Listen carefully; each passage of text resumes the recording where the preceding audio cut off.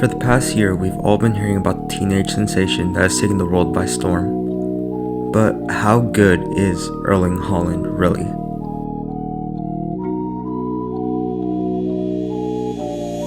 What's up guys, it's Gio, and for the past year, the Norwegian footballer Erling Haaland has put himself on everyone's radar. Just last weekend, he did something that can only be described as historical.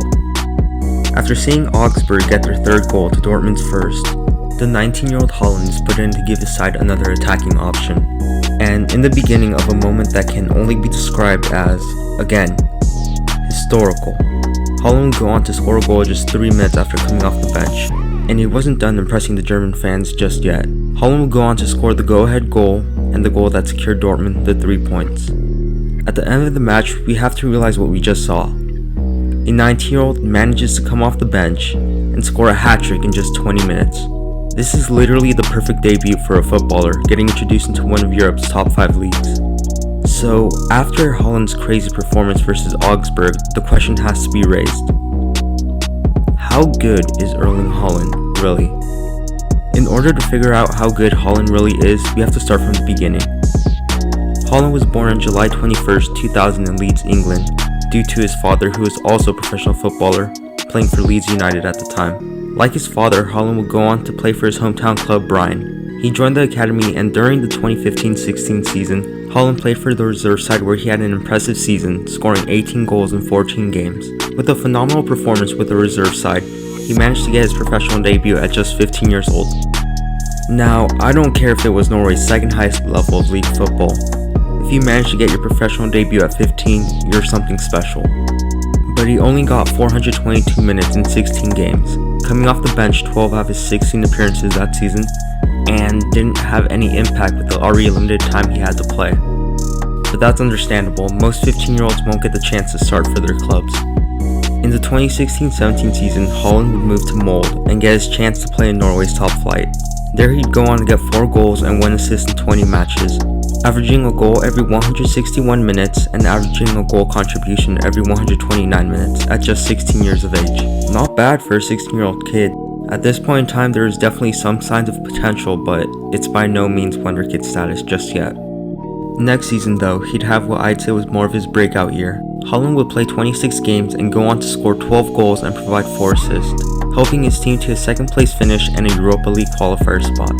By this time, Haaland was being recognized as a real talent and was getting offers from big clubs including Juventus, but they wanted him on loan. This didn't suit him or his father, as he wanted to take on a more important first team role. So he joined Red Bull Salzburg, saying that he felt it was premature to join a club of Juve's size at the time of their interest. You see, this was a very smart move on Haaland's end, because how many times have we seen teenagers get caught up in the hype of their own potential? How many times have we seen talented young players accept offers from big clubs rather than smaller ones, which would guarantee them a starter role, for the sole purpose that it's a big club? And when they get there, what happens to most of them? Their potential gets wasted on the bench. They don't get the playing time they need to develop into the player that they could have been. Now, I'm not saying that talented young players can't join big teams. Some do just that and fight for their spot in the starting 11. But for most young players joining big clubs, they're going to have to fight against what's almost guaranteed to be a world-class, if not high-profile player in that position. Most of these players aren't guaranteed much time to prove that they deserve to be ahead in the pecking order, in front of what is most likely a safe choice and proven player. Let's take Juve for example. Haaland would have had a fight with Cristiano Ronaldo, Gonzalo Higuain, Paulo Dybala, and even Mario Mandzukic for a spot in the starting 11. Another youngster had to do this, Moise Kean, which is why he left Juve to go to Everton, where he'd have more of a shot to get some playing time. And Haaland being 18 at the time, yeah, it kind of would have been overwhelming. Having Cristiano Ronaldo in the same position as you would have meant that you're not really going to get any playing time. So joining a big team at the time would have made almost no sense for Haaland's future. At the beginning of the new year, Haaland would join RB Salzburg for a fee just above 8 million euros. And his integration to the club, well, it took a while. In the second half of the 2018-19 season, Haaland wouldn't even be included in the squad for most matches, only making 5 appearances and getting a total of 149 minutes of playing time. Haaland would score only 1 goal respectively. And after the season ended, things just weren't looking good for Haaland. only getting 149 minutes of playing time for the second half of the season. Given he was only 18, Haaland still wanted to play more, and 149 minutes for half a season at a club that's, respectfully speaking, not a big club in Europe. How is he supposed to show everyone that he's good enough to get more playing time if he doesn't get the chance to play? Or maybe he wasn't good enough for Salzburg. Maybe the Austrian league was too much for him.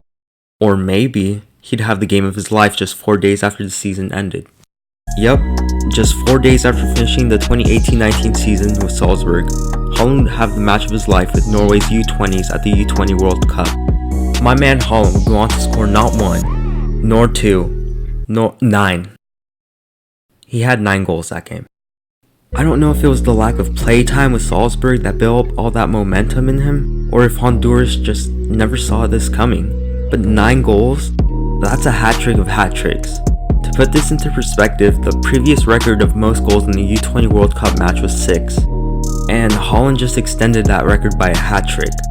I'm gonna be honest, when I first heard about this on 433's Instagram post, I thought it was just crazy how a U20 from, respectfully speaking, a country that weren't favorites in the tournament could get 9 goals past another country. I also didn't make the connection that this was the same kid that'd go on to be this season's Champions League top scorer up until match day 5. Now, I think we can all agree by saying that this was the match that gave Haaland basically worldwide recognition. I mean, if you manage to score 9 goals in the game, your name's gonna get out there. And this was the game that turned Haaland's whole career around. It showed what Haaland was capable of doing if he was given the proper amount of game time. The following season with Salzburg, Haaland would go off. Not holding anything back, he'd go on to score 28 goals in 22 games, while also contributing to 7 assists. For half a season, Haaland would actually go on to average more than a goal a game for Salzburg. And in this season, he was at one point the Champions League top scorer. Currently he sits in second place with 8 goals, and even an assist thrown in there in just 374 minutes. And it even looked like Salzburg could have gone on to become the next Ajax in the Champions League. But it all came down to a tough match day 6 game versus Liverpool. Win it, and they not only qualified for the round of 16, but they'd also knock out the defending champions out of the tournament. Lose it, and there goes their Champions League dreams. And win it, they did not. They weren't favorites to qualify for the next round in the beginning of the campaign, but they did show people that they were a quality team that could go on and even give the champions a tough time. A lot of quality and potential was in that squad, most notably Haaland, getting goals against every team faced in the group stage. So, with 28 goals in 22 games for the first half of the season, how good does this make Haaland then?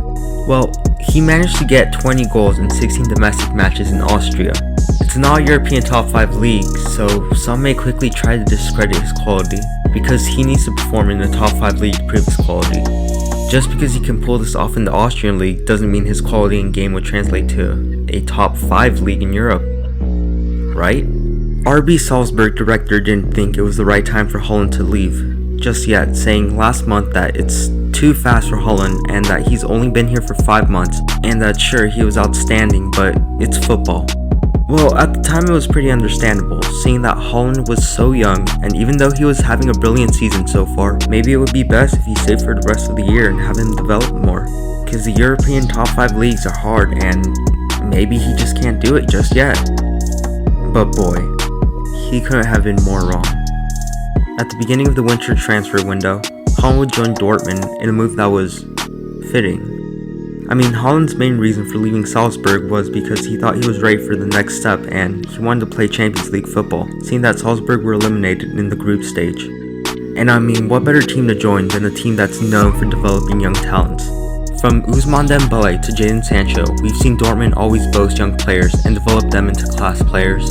So on Haaland's end, he'll have a system in place where he can easily improve his game, as well as get the opportunity to play Champions League football again, with Dortmund set to face PSG in the round of 16. So again, the question on people's mind after Haaland joined Dortmund and he is on the top 5 European league: could he perform as well as he did in Austria?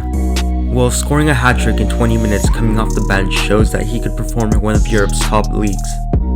Edit: I was originally supposed to do this video a lot earlier, but damn has Haaland blown up in these past few games. As it stands right now, in total in his Dortmund career he has 4 goals in 8 games. In his first 2 games for Dortmund coming off the bench in both, Haaland gets 5 goals. and he got 5 goals in just 57 minutes, which averages out to a goal every 11.4 minutes or 7.9 goals per 90 minutes at Dortmund. But currently as it stands, he has 8 goals in 4 games for Dortmund. What is even happening right now? He's putting up numbers that look as if he was still in the Austrian league. He most likely won't catch Lewandowski or Werner for the Bundesliga Golden Boot, as the two have over 20 goals right now. But with only 3 points of difference between Dortmund and the top, we could expect this to be a very close title race, and one that Haaland could very well help Dortmund win. If he stays consistent and healthy, we could well see Haaland lead Dortmund to their first Bundesliga title since 2012. And next season would be very interesting to see how Haaland would do in the Bundesliga Golden Boot race with Lewandowski and Werner. So how good is Haaland? Well, let's recap. He's good enough to lead the Austrian league in goals. He's also good enough to showcase his goal-scoring talent in the biggest club tournament in the world, the Champions League, only letting Robert Lewandowski have more goals in the tournament with 10. But Lewandowski might be the world's best striker, so being only behind him just shows how good Haaland is in big tournaments. And from what we've seen over these past 3 games in the Bundesliga, he can perform in the top 5 league. All of this at just the age of 19. We have seen a lot of talented strikers come and go, and we've seen young strikers with endless potential fail to make a difference in Europe's best leagues. So where does Erling Haaland fit in this spectrum of strikers? Well, it seems every day that Haaland just keeps proving us wrong. He's performing in one of the best leagues in the world, and he's also performing in the best club tournament in the world. The way he's playing and the way Dortmund can help develop a player means that he really doesn't have a ceiling. He doesn't have a ceiling to stop him from getting better and better every day. If Haaland stays consistent and healthy, as well as working hard every single day to be the best player he can possibly be, he could go on to be the best striker in the world. And if he continues to improve throughout the years, he could become a generational type of striker. Now all of this could happen, or it can. As it stands, he's the most exciting teenage prospect in the world, catching the entire world's attention by not just his quality, but at the age that he's doing this at. But in the game of football, anything can happen. There's always players who don't reach their full potential. There's players who don't live up to the hype and are set back in their careers, whether it be through injuries or being benched and not having enough playing time. Seeing how a player performs in the season after their breakout season is very important. How do they perform now? Are they still as good as they were their first season? Or were they a one-season wonder? But at the record-breaking pace that Haaland is going, slowing down a little would still put him as a great player. So I'll leave you at this. We have the biggest teenage prospect in the world that really got worldwide recognition for his performance in the U20 World Cup, where he'd go on to score 9 goals in a single game in late May of 2019. Fast forward 8 months and we have a striker that has proven his quality in the Champions League, as well as one of Europe's top leagues. A striker who currently sits in 5th place of the Golden Shoe rankings, ahead of names like Aguero, Messi, and Mbappe. Possibly the best teenage forward in the world, with endless amount of potential. How good is he? Well, with everything I told you, I'll let you guys decide. Thanks for watching my YouTube video. I'll see you next time.